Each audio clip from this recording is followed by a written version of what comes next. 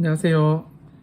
6월 12일 금요일 범어 책방 큐티 읽어드립니다. 오신 여러분 환영합니다. 오늘 함께 나눌 말씀은 고린도전서 7장 25절에서 40절 말씀입니다. 개역개정 성경으로 읽어드리겠습니다. 처녀에 대하여는 내가 주께 받은 계명이 없으되 주의 자비하심을 받아서 충성스러운 자가 된 내가 의견을 말하노니 내 생각에는 이것이 좋으니 곧 임박한 혼란으로 말미암아 사람이 그냥 지내는 것이 좋으니라. 내가 아내에게 매였으나 노이기를 구하지 말며 아내에게 놓였으나 아내를 구하지 말라. 그러나 장가가도 죄지는 것이 아니요 처녀가 시집가도 죄지는 것이 아니로되 이런 이들은 육신의 고난이 있으리니 나는 너희를 아끼노라. 형제들아 내가 이 말을 하노니 그때가 단축하여진 고로 이후부터 안에 있는 자들은 없는 자같이 하며 우는 자들은 울지 않는 자같이 하며 기쁜 자들은 기쁘지 않는 자같이 하며 매매하는 자들은 없는 자같이 하며 세상 물건을 쓰는 자들은 다 쓰지 못하는 자같이 하라. 이 세상의 외형은 지나감이라. 너희가 염려 없기를 원하노라. 장가가지 않는 자는 주의 일을 염려하여 어찌하여야 주를 기쁘시게 할까 하되 장가간 자는 세상 일을 염려하여 어찌하여 아내를 기쁘게 할까 하여 마음이 갈라지며 시집가지 않는 자와 처녀는 주의 일을 염려하여 몸과 영을 다 거룩하게 하려 하되 시집간 자는 세상 일을 염려하여 어찌하여 남편을 기쁘게 할까 하느니라. 내가 이것을 말하면 너희의 유익을 위함이요 너희에게 올무를 놓이려 함이 아니니 오직 너희로 하여금 이치에 합당하게 하여 흐트러짐 없이 주를 섬기게 하려 함이라. 그러므로 만일 누가 자기의 약혼녀에 대한 행동이 합당하지 못한 줄로 생각할 때에 그 약혼녀의 홍기도 지나고 그같이 할 필요가 있거든 원하는 대로 하라.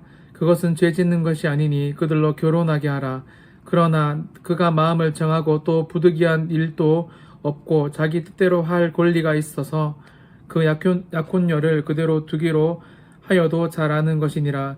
그러므로 결혼하는 자도 잘하거니와 결혼하지 아니하는 자는 더 잘하는 것이니라. 아내는 그 남편이 살아있는 동안에 미어 있다가 남편이 죽으면 자유로워 자기 뜻대로 시집갈 것이나 주 안에서만 할 것이니라. 그러나 내 뜻에는 그냥 지내는 것이 더욱 복이 있으리로다. 나도 또한 하나님의 영을 받은 줄로 생각하노라. 아멘. 오늘 본문은 여러분 사도 바울이 이 임박한 진노 또 이 환란의 때에 결혼이 가지고 올 고통을 미리 경고하면서 독신을 권하지만 결론적으로 결혼 여부와 상관없이 각자의 자리에서 주를 기쁘시게 하라라고 권면합니다. 여러분 일단 25절부터 28절에 보시면 사도 바울은 결혼하는 것보다 독신을 권면합니다.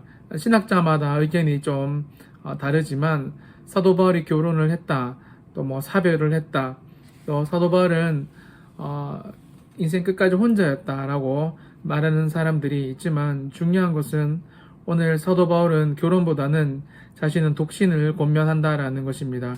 26절에 보면 사람이 그냥 지내는 것이 좋다. 그 이유는 곧 임박한 혼란이 있기 때문에 그렇다라고 말하고 26절 초반에 보시면 내 생각에는 이런 사도 바울의 이 주관적인 생각을 일단 말하고 있습니다.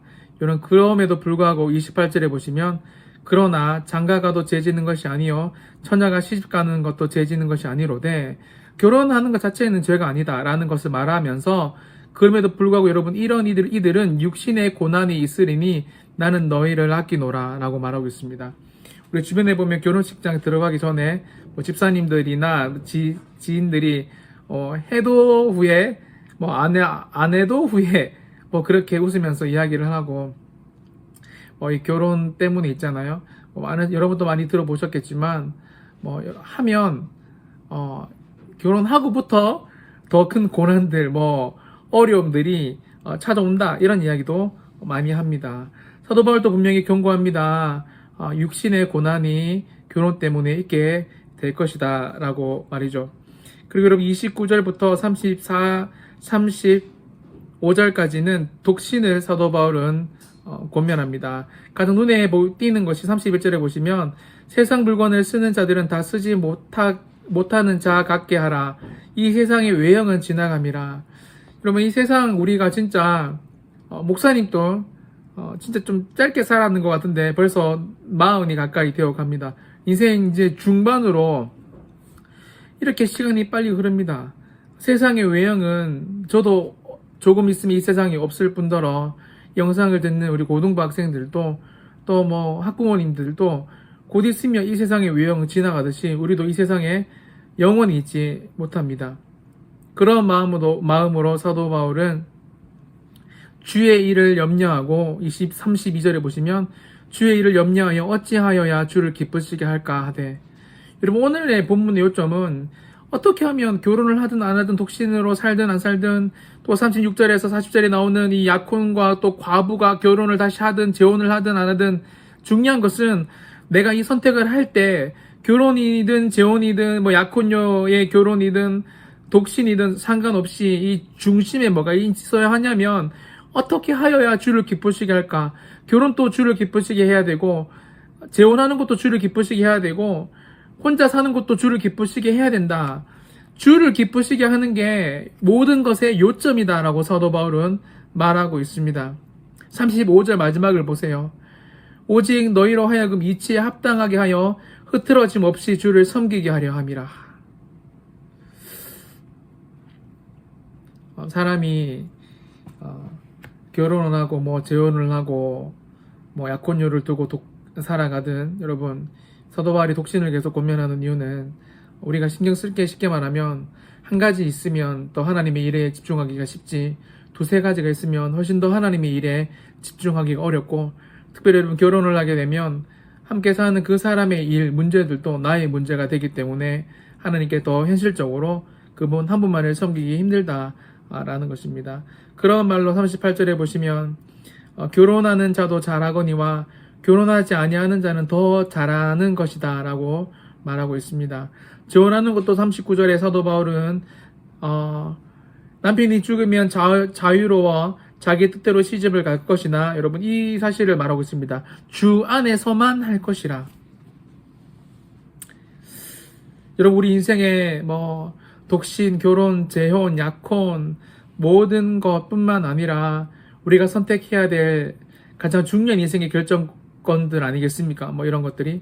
그런데 여러분 그 안에 뭐가 핵심 키워드여야 하냐면 주를 기쁘시게 하는 삶. 내가 선택하는 것이 하나님을 정말 기쁘시게 하는가? 여러분 이것을 항상 고민하고 선택하며 오늘 하루도 우리가 선택하는 모든 중요한 사소한 결정들 가운데서도 이게 하나님께서 기뻐하실까? 고민하며 선택하는 저와 여러분이 되시기를 예수님의 이름으로 간절히 축원드립니다. 기도하겠습니다. 살아계신 하나님, 오늘 사도 바울은 인생의 중요한 독신, 결혼, 재혼, 약혼녀 이런 주님 여러 가지 정말 인생에서 중요한 문제들을 앞두고 하나님을 기쁘시게 해야 된다. 주 안에서 이것을 감당해야 한다라고 그 중심의 가장 중요한 핵심 키워드를 말하고 있습니다.